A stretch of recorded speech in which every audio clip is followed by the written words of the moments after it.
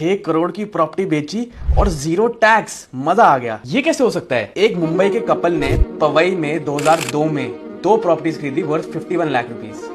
2015 में हस्बैंड ने एक और फ्लैट खरीदा लोधा का।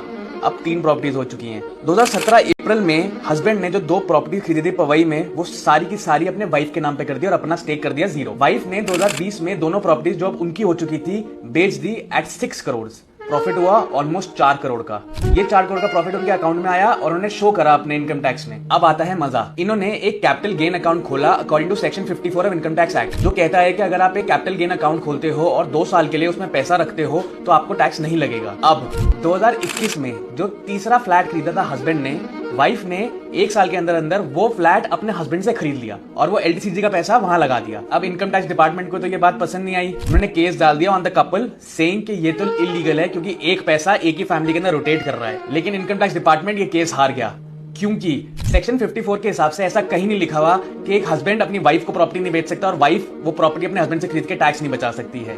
सो इस बेसिस पे उनका टैक्स हुआ 0। इन्होंने तो लीगली और स्मार्टली अपना टैक्स ही बचा लिया।